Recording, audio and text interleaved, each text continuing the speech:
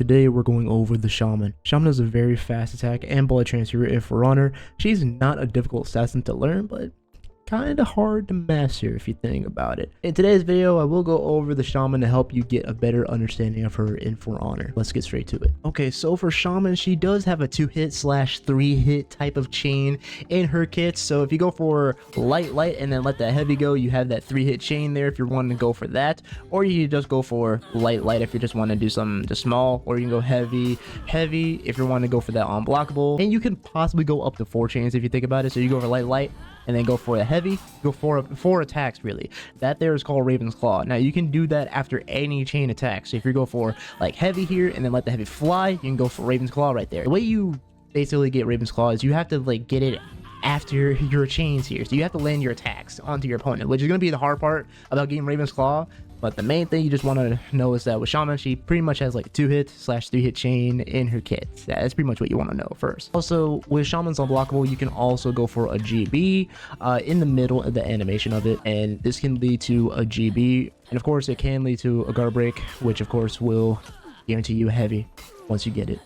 Alright, next up, Shaman does have a bash which is called Predator's Hunger. You mainly would move up or backwards, and you would just move up with the left stick plus A and hold X. And here I am just holding it right now, and if you then release it, Shaman will do a bash to her opponent, which of course it can confirm a light if you want to. So if you go for this and go for a light, you can do a light raptor which does 10 damage, or if you do get them near a wall and you wall spot them, you can go for a heavy. Now the only thing that I will say about the bash is that if you miss the bash or your opponent dodges, then you will pretty much be vulnerable to a GB. So you want to use the bash sparingly within Shaman's kit. Sometimes I would just mainly just use it as a way to mix it up into my attacks, and then possibly go for something else. So if I go for like heavy, feint it into the bash, get a heavy off of that, and then continue what I want to go for. Moving on, Shaman can go for her bleed light very fast and apply bleed to her opponent during a heavy opener or a zone, like this.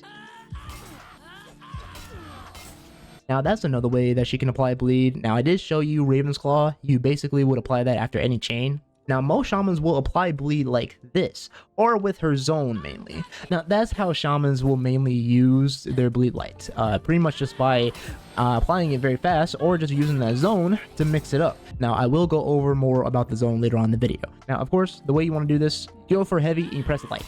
That's pretty much how you want to do it. It's very simple, very easy.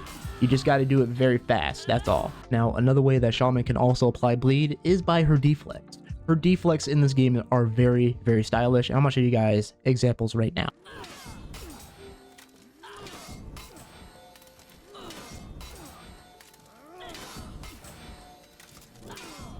Okay, moving on, we're going to talk about Shaman's most devastating move, which is Predator's Mercy. The move itself is like the bash, but instead of the bash, if your opponent is bleeding, Shaman will leap onto her opponent to do a 35 damage heavy attack, like this.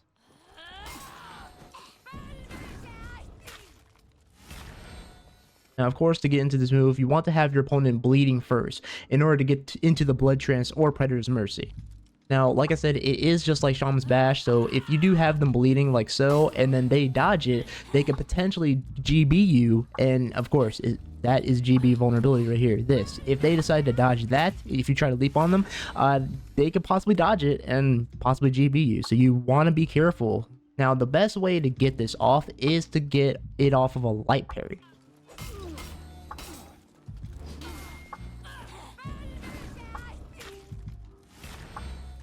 That's when you want to really go for it. You just want to bait them to get a light attack out, and once they throw that light out, you parry that, you can go for Predator's Mercy if they're still bleeding. But hey, if you're feeling ballsy and you want to let this fly, you go for it, honestly. And also, one thing that I also forgot is that Shaman's bleed can also heal her in a way. So a bit of life steal she has here. So if you see there, if the opponent is bleeding, you can get a bit of your health back, which is honestly pretty OP if you ask me, dude.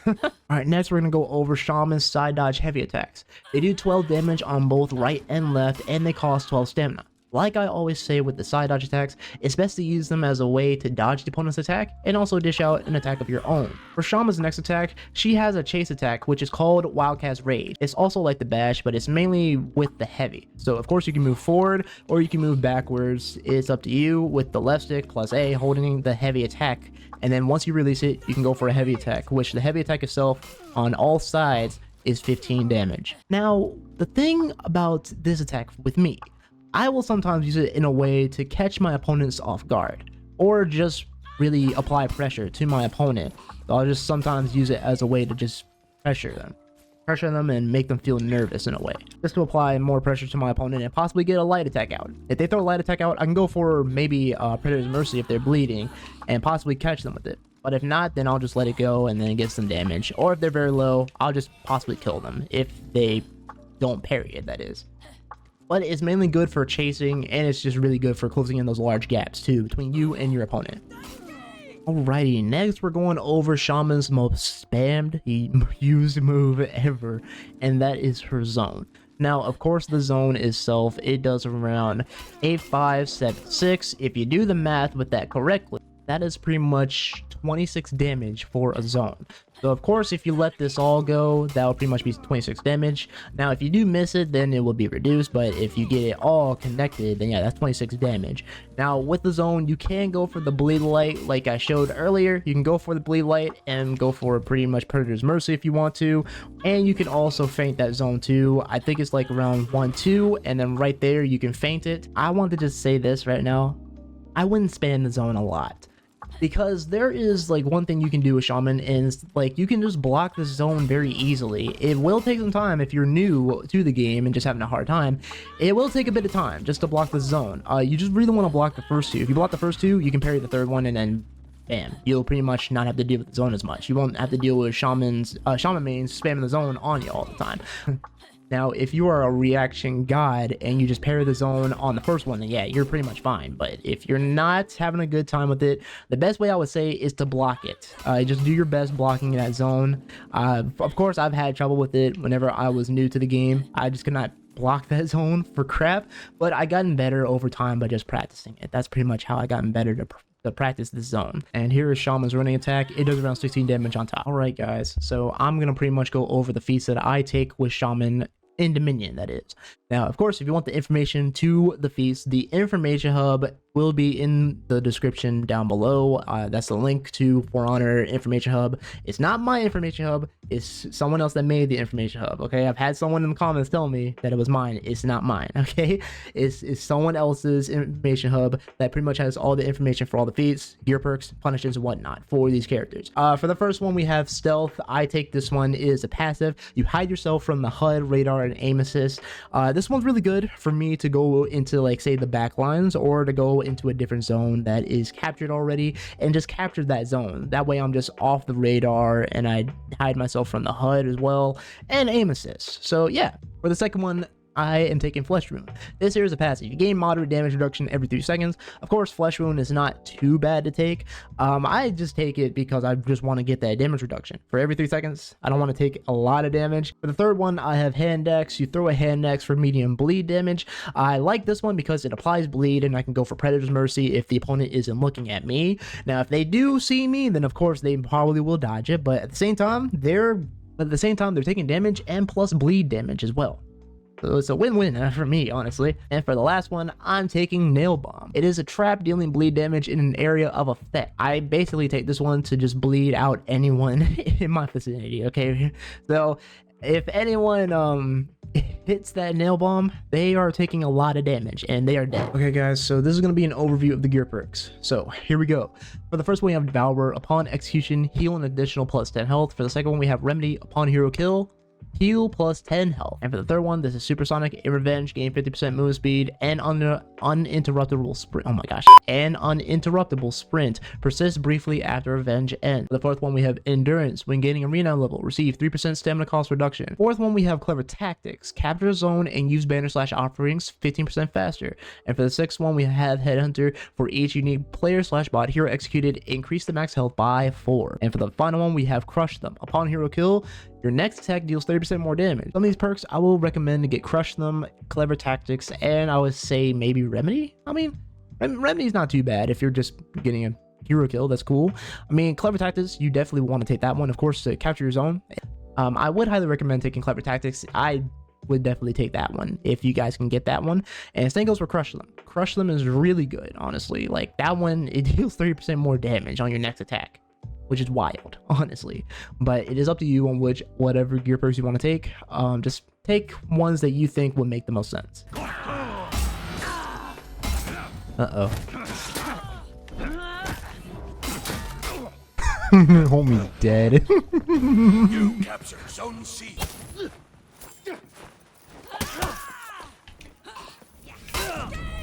Come here. Good parry.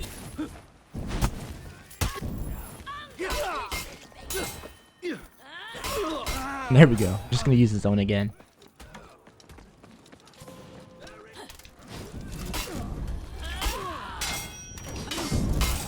Perfect.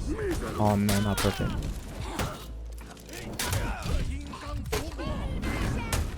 Oh my gosh. There we go. That was my bad there.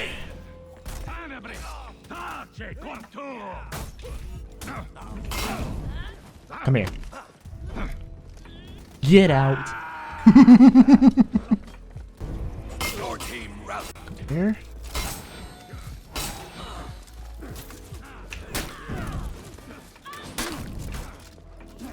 Your team is breaking.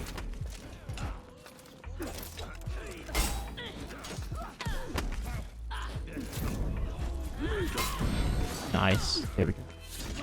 No.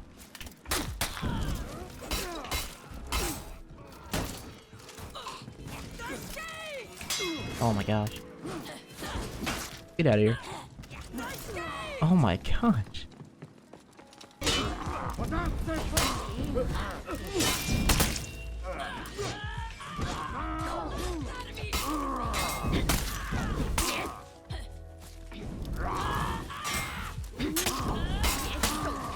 You lost Zone A.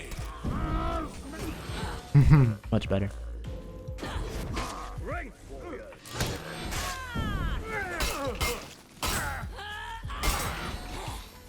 Here.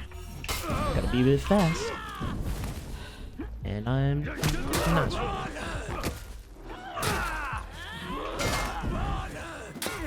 There we go. Much better. You gotta be a bit fast.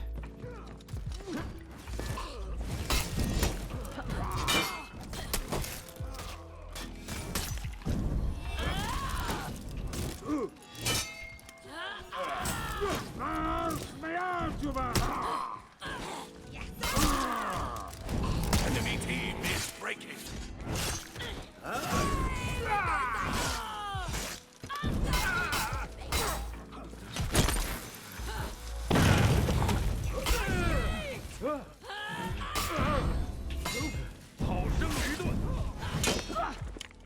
Enemy team is breaking.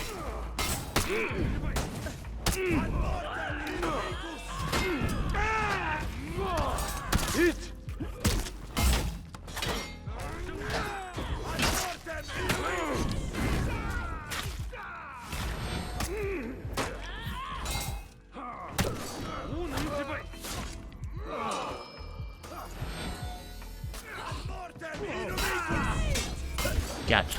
Come here.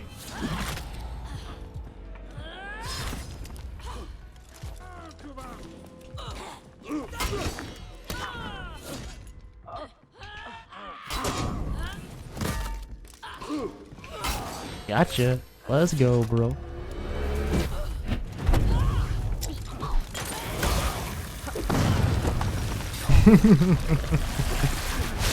Beautiful.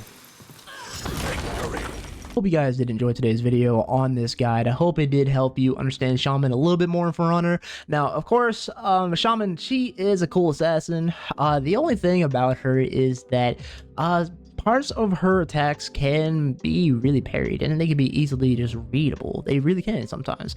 I don't know what it is about her. I mean, she of course, can do a lot of damage with her bleeds too, and plus she can regain her health with just the bleed as well, which is honestly wild to me that she has that. I mean, that's a bit of like a lifesteal in a way, so she can survive on her own. She's honestly just a solid overall good assassin. She really is. Now, of course, I pretty much did not like the Shaman mains at the time, but honestly, you Shaman mains are cool, okay? All of y'all are cool. You're cool in my book, all right? Some of you are. I'm just messing, okay? I'm messing. It's all jokes aside. I think she's a really cool assassin. If you definitely want to get into her, you want to just play with her, definitely try her out. She's honestly very fun once you understand her kit, and I hope this video does help you understand her a bit more again, like I said.